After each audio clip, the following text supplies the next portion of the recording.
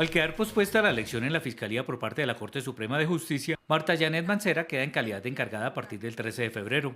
La vicefiscal ha sido coequipera del fiscal Francisco Barbosa durante 4 años. Ingresó a la Fiscalía en 1993 y se desempeñó en cargos como fiscal delegada ante jueces especializados y de circuito, directora de la Unidad de Desmantelamiento de Organizaciones Criminales de Fiscalía, jefa de la Unidad Especial de Investigación y de la seccional del CTI en Cali. Esta abogada de la Universidad Libre ha acompañado al fiscal Barbosa en algunos de sus viajes donde se busca cooperación internacional para luchar contra la criminalidad, y será la segunda ocasión que ocupe ese cargo en calidad de encargada, ya que reemplazó temporalmente a Vivian Morales cuando el Consejo de Estado anuló su elección en marzo de 2012.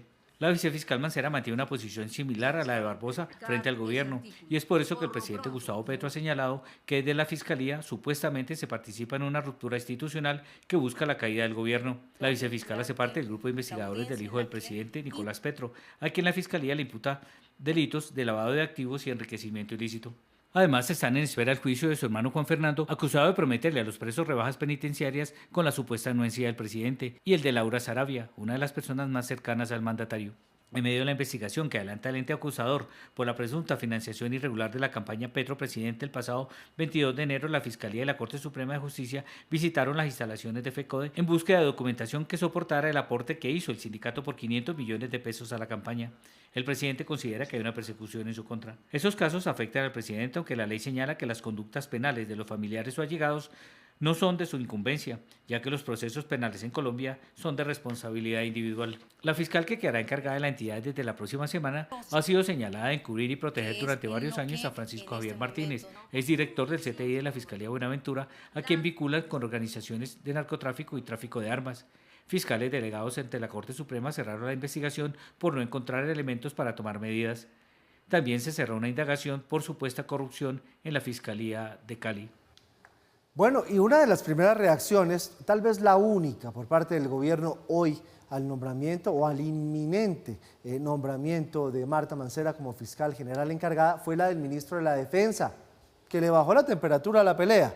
Sí, señor. ¿Qué fue lo que dijo? Parece que el ministro de Defensa sí se lo toma con calma después de que se confirmara pues que no hubo humo blanco en la votación para elegir fiscal y que ya es un hecho cierto que a partir del lunes pues asume la doctora Mancera durante este periodo hasta que se decida. Dijo que el hecho de que la doctora Mancera quede allí como fiscal encargada no implica que las relaciones entre la policía judicial y el ente investigador se tengan que ver afectadas desde ningún punto de vista.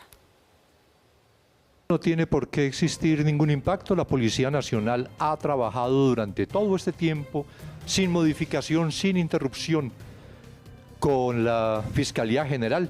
Es además una obligación de la Policía Nacional, es una necesidad de colaboración que tiene también la Fiscalía General, de manera que institucionalmente no tiene por qué existir, haber ninguna incidencia que transforme las relaciones o que modifique las relaciones que se han venido manteniendo, el trabajo conjunto, coordinado. Pues cae muy bien esa declaración del ministro de la Defensa, porque le baja la temperatura, porque tiene que haber un tipo de comunicaciones entre los dos, como debe ser y como debe seguir siendo, entre la Fiscalía y el Ejecutivo y el Gobierno. Pero, pues sí, la piedra angular de la pelea es Marta Mancera, que no la acepta el presidente de la República, y por eso está pasando todo esto.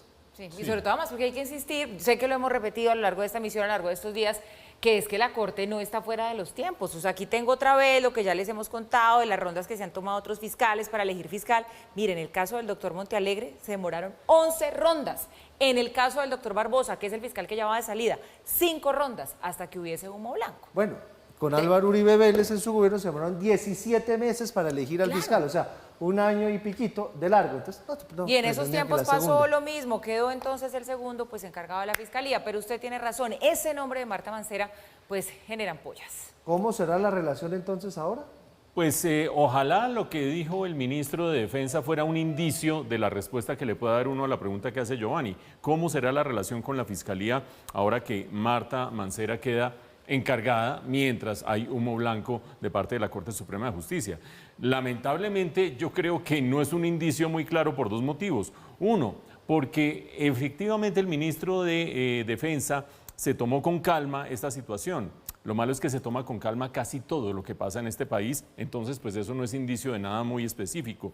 Pero segundo, el ascendente que pueda tener el ministro de la Defensa sobre los sectores mucho más polarizantes y más ríspidos que hay dentro del gobierno, pues yo creo que es prácticamente nulo. Por lo tanto, pues muy buenas las declaraciones del ministro de Defensa, pero creo que quedan un poco en el lugar en que han quedado en esta narración que hemos hecho en este noticiero.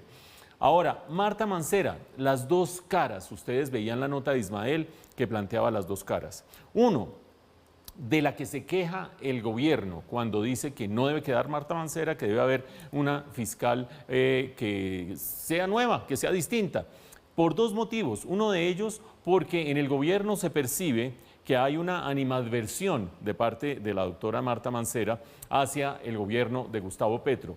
En eso no ha ayudado nada la manera como en los últimos meses el fiscal saliente Francisco Barbosa empezó a combinar la narración y la comunicación de lo que estaba haciendo la Fiscalía con echarse flores, con echarle vainazos al gobierno, con comparar al presidente de la República con Pablo Escobar. Es exabrupto que por lo menos desde el punto de vista institucional más grande no puede haber. Por lo tanto, flaco favor le hizo el fiscal Barbosa a Marta Mancera como para calmar las aguas. Esa es una cara que va junto con algo que nos mencionaba Ismael, y es que existen los señalamientos de que la vicefiscal Marta Mancera habría encubierto a un director del CTI en Buenaventura que estaría vinculado con el narcotráfico. Dicen que hubo denuncias dentro de la misma fiscalía que le llegaron a su despacho y que ella las desdeñó. Como lo decía Ismael, sí hubo investigación de parte de los fiscales delegados ante la Corte Suprema de Justicia, pero no encontraron los testimonios y las pruebas suficientes, eso por lo menos es lo que dicen esos fiscales, para que el caso siguiera adelante y se cerró ese caso. Eso está en una de las caras. En la otra de las caras aparece algo muy importante, y es que en el gobierno insisten una y otra vez que el problema es el allanamiento a la sede de FECODE, que no se puede tumbar un presidente, lo dice, estoy parafraseando uno de los mensajes del presidente el día de hoy, no se puede tumbar a un presidente del día de hoy, no, de los últimos días, no se puede tumbar a un presidente porque hay una donación legal de parte de un sindicato, el sindicato de los educadores, a un partido político. Está en uno de sus mensajes más emblemáticos, en el del viernes tal vez. Pero es que ese no es el problema. El problema, como lo decía Ismael en su recuento, es que la Fiscalía tiene ojo a los siguientes casos. Tiene el caso de Laura Sarabia, la pieza más importante dentro del gobierno de Gustavo Petro, por lo menos en términos de ejecutorias y de confianza del presidente. Tiene el caso de Armando Benedetti. ¿Cómo así? Ese no lo tenía la Corte Suprema de Justicia. Ayer que lo vimos jurando en la embajada en Roma, pasó de la Corte Suprema de Justicia nuevamente a la Fiscalía, los casos, que son varios, de Armando Benedetti. Tiene el caso de Nicolás Petro, que ya está en manos de un juez, porque como lo hemos dicho aquí, entre abril y mayo arranca un juicio contra Nicolás Petro, pero la Fiscalía juega un rol fundamental como ente acusador. Van tres: Laura Sarabia, Nicolás Petro, Armando Benedetti. Tiene el caso que se rumora, vamos a ver si es cierto o no, que se abriría una investigación contra Ricardo Roa, el presidente de Ecopetrol, y hace unos meses gerente de la campaña de Gustavo Petro, por violación de topes, por entrada de recursos que no se registraron, etcétera, etcétera. Es decir, tiene muchos más casos que el de FECODE, tiene muchos elementos claves con los cuales la rama judicial, en caso de avanzar y que esto prospere, siempre acuérdense ustedes, existe la posibilidad de que se cierren las investigaciones, etcétera, etcétera, pues es un caso, una serie de casos en los cuales la rama judicial sería un contrapeso bastante significativo para el Poder Ejecutivo. Por lo tanto, a estas alturas decir que todo consiste en que se allanó la sede de FECODE, creo que está soslayando los puntos centrales que veíamos en la nota de Ismael, a la que yo le agregaría lo que pasó ayer, que también Armando Benedetti vuelve a estar bajo el paraguas de la Fiscalía. De allí que la importancia sea mucho más grande de quién vaya a ser la nueva fiscal y cuánto dure Marta Mancera, que sencillamente decir queremos fiscal ya, como llegó a decir en su momento hasta la OEA, bastante mal informada.